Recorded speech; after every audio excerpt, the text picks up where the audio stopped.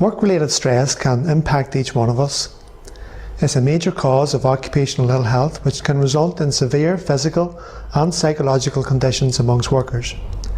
It can also lead to poor productivity, increased sickness absence, an increased number of accidents, high staff turnover and poor performance. It's clear why work-related stress is one of 3 workplace health priority areas for HSENI. Figures for 2018-19 suggest some 16,000 employees in Northern Ireland suffer from stress, anxiety or depression caused or made worse by work. Furthermore, the number of lost days to the Northern Ireland economy was an estimated 373,000 during the same period. These are quite staggering figures, and good reason not only to highlight the risk to health, but to remind employers that they can effectively manage work-related stress at an organisational level. In doing so, not only will employers meet their legal responsibility, they will reap the benefits of a more productive and happier workforce. But what support is there for employers embarking on this journey?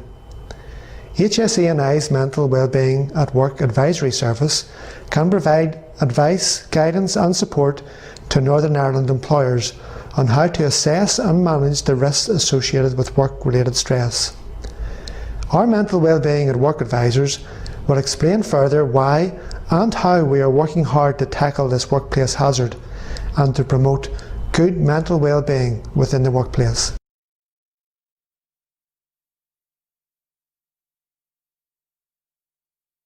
One of the main areas of work that we deal with in our advisory service is how the issue of work-related stress is effectively managed using the Health and Safety Executive Management Standards.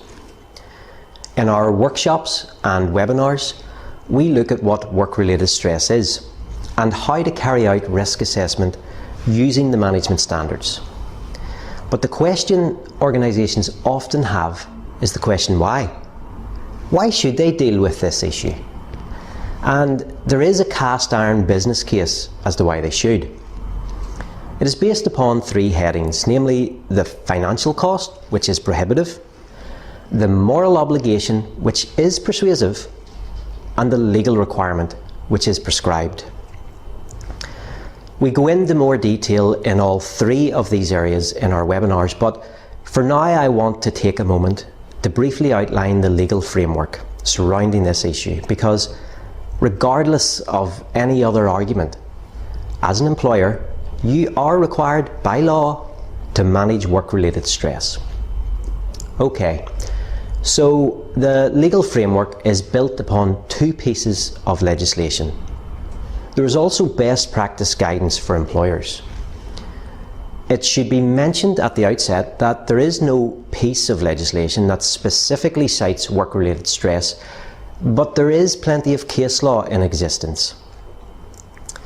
The landmark decision in this area of law remains Sutherland versus Hatton and others 2002. However, it is a constantly developing issue, and I would highlight the case of Intel Corporation UK Limited versus Tracy Ann Daw 2007. In this case, the Court of Appeal made a number of key points, 2 of which are: once an employee has raised the issue of stress, the situation must be kept under review so that the employer is in a position to take immediate action to prevent the employee from suffering a psychiatric injury. And the mere fact that an employer offers a counselling service does not automatically absolve the employer. Whether or not the counselling services are enough to discharge an employer's duty depends on the facts of each case.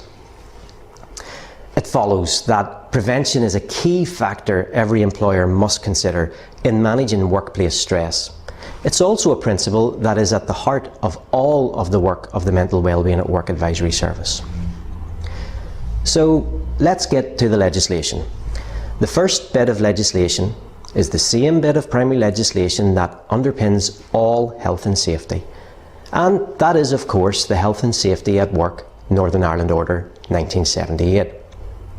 But we are thinking specifically of Article 4, which places a legal duty on employers towards the health, safety and welfare at work of all their employees. This is then built upon by a subordinate piece of legislation entitled the Management of Health and Safety at Work Regulations, Northern Ireland 2000. And in particular, we would point to Regulation 3, which requires employers to carry out risk assessment. And the fact that that risk assessment covers not only physical hazards, but also health hazards, including mental health. Finally, in order to help employers meet their legal obligations in this regard, the Health and Safety Executive developed the management standards to provide best practice guidance for carrying out a suitable and sufficient risk assessment for this issue. And together, that forms the legal framework that employers need to comply with.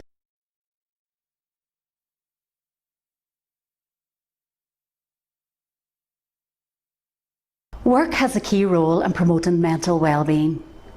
We know it's an important determinant of self-esteem and identity and provides a sense of fulfilment and opportunities for social interaction. It's also our main source of income. However, work can have negative effects on our mental health, particularly in the form of stress. You've heard the reasons why employers should manage work-related stress. The legal duty has been clearly outlined. So let's think a little bit more about this approach that employers can use to help manage work-related stress. The Health and Safety Executive's Management Standards is a preventative tool for managing the risks to employees from work-related stress.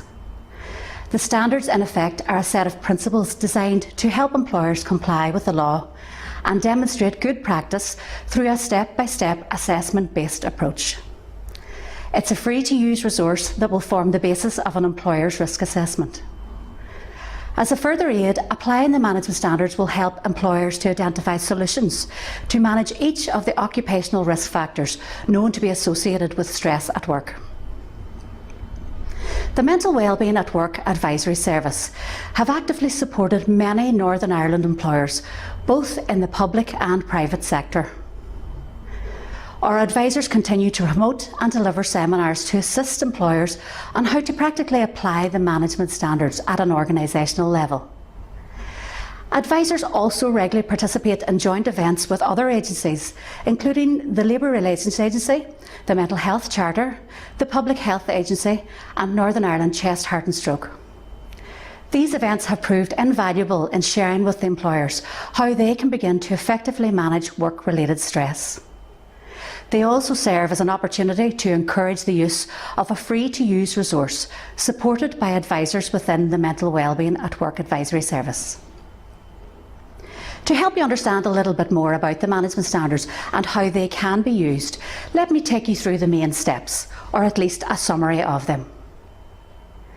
As with any project, preparation is key, and the success of the management standards approach relies on senior management commitment and worker involvement throughout the process. Preparing the organisation is a fundamental step. Experience has found that effective preparation is much more likely to result in staff engagement, and particularly so if senior managers are seen to be committed to managing the causes of work-related stress. Simple steps to secure commitment, such as setting up a steering group, appointing a champion and ensuring a good communication strategy, are all part of an effective preparation stage. Now the employer is ready, we can consider step one, which is identification of the risk factors. The management standards cover 6 key areas of work design that, if not properly managed, are associated with poor health and well-being, lower productivity and increased sick absence. The risk factors are demands, control, support, relationships, role and change, and it's these 6 standards that cover the primary sources of stress at work. In broader terms, there is a range of other information that can also be used to identify if work-related stress is a potential problem for an organisation. Staff absence data, staff turnover information and other surveys conducted within the workplace can often be an invaluable source of information in identifying problem areas. Step 2 is all about understanding who can be harmed and how. Part of the assessment-based approach involves the use of the HSE Management Standards Indicator Tool, a 35 multiple-choice questionnaire that can be issued to all employees to provide some quantitative analysis of the 6 stressors identified in Step 1. It's a relatively straightforward step to complete, but again, its success is very much dependent on employee participation and engagement with the process. An analysis tool available as part of the Management Standards resource provides an invaluable early indicator of potential problem areas within the workforce. Step 3 involves a more detailed evaluation of the risks. Evidence suggests that individual perceptions play an important role in predicting stress-related ill health. Therefore, gathering the opinions of employees can be a useful indicator of the health of an organisation and can form a useful part of an overall strategy to identify and address potential sources of work-related stress. The Management Standards approach introduces the concept of focus groups to evaluate the risks further by exploring problems and developing solutions. Focus groups can provide an opportunity to explore work-related stress issues in more depth. They also allow a greater exploration of common issues across separate work groups, providing a much wider organisational perspective. The evaluation stage builds heavily on the quantitative information gathered from Step 2. It facilitates open discussion about issues that ordinarily may not have come to light. An added benefit to focus groups is that they provide an ideal opportunity to discuss possible solutions which will greatly assist in the later stages of the process.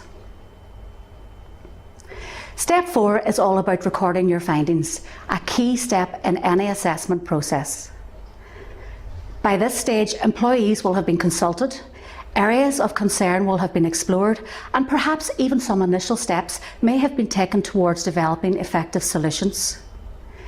It is important to record the findings of all this hard work, and so developing an action plan is an effective way of demonstrating to the workforce that these matters are being taken seriously.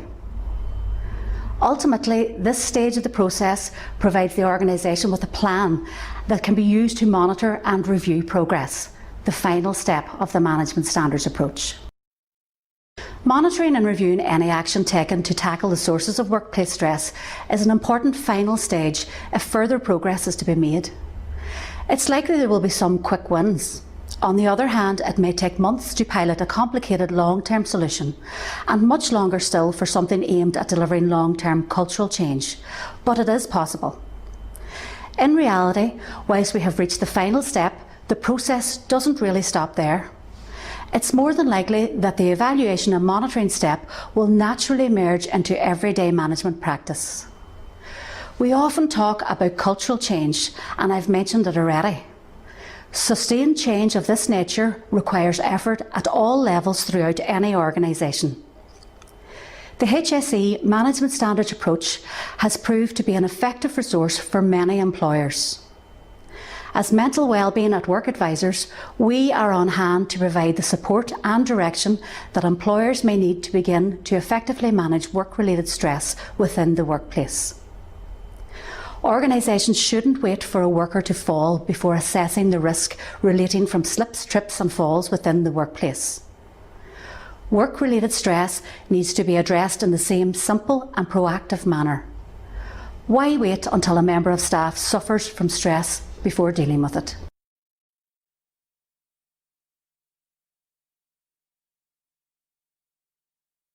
The Mental Wellbeing at Work Advisory Service is here to provide advice, guidance and practical help on how to eliminate, reduce and control stress in the workplace. For many employers, it may be a daunting task, but I'd like to assure you that we are here to guide and mentor you through this process, a service that is freely offered by experienced and trained mental wellbeing at work advisors. Claire has mentioned already how many employers have benefited from our workshops. Our core message is based upon the effective management of work-related stress, a key priority for HSENI. Workshops are a great way to learn more about the process and establish contact with an advisor. Available workshops supporting this key message of managing workplace stress include Managing Work-Related Stress, the Management Standards approach, focusing very much on the practical implementation of the management standards at an organisational level. And for the line manager, a workshop that provides managers with the tools for managing work-related stress within their respective teams and explains how to structure conversations with employees who may be exposed to unhealthy levels of stress within the workplace. Although certain amounts of pressure are good for our performance at work, too much can often lead to conditions often referred to as burnout and fatigue. A growing area of interest within the context of work, our advisors have developed a programme dealing with this very issue. This workshop will enable managers and employees to understand and appreciate the signs and symptoms of burnout and fatigue, as well as understand how to effectively deal with the issue by creating a more resilient workforce. Details of all our upcoming webinars, workshops and seminars can be found on HSENI's events page by accessing our website at www.hseni.gov.uk. In an ever-changing society and with the continuing challenges that face employers, the Mental Wellbeing at Work service will continue to provide our core service of providing guidance and support to employers and managers seeking to implement the HSE management standards, delivering our workshops and seminars both in a face-to-face setting and via online webinars, and by developing tools and resources to assist employers in managing the impact of work-related stress. If you would like to speak with an advisor, you can contact us by telephone or email. Our dedicated email address is stress@hseni.gov.uk. It allows you to make direct contact with one of our 3 advisors. If you prefer to contact us by telephone, you can do so by calling 02890 243 249 and asking to speak with one of the Mental Wellbeing at Work advisors. All of our resources are online for you to access, everything that you might need to apply the management standards within your organisation, including advice on preparing your organisation, using the indicator tool and analysing your results, setting up a focus group and much more. Recently published by HSENI, the Talking Toolkit is a resource designed to help line managers start having simple, practical conversations with employees about issues which could lead to work-related stress if not properly managed. A great help for managers struggling with what can be difficult conversations to have. You might simply want to read and learn more about work-related stress. If so, you can visit www.hseni.gov.uk/stress, where you will find a comprehensive range of information on this topic. Whatever your interests, please feel free to access our advisory service. We are here to help and look forward to hearing from you.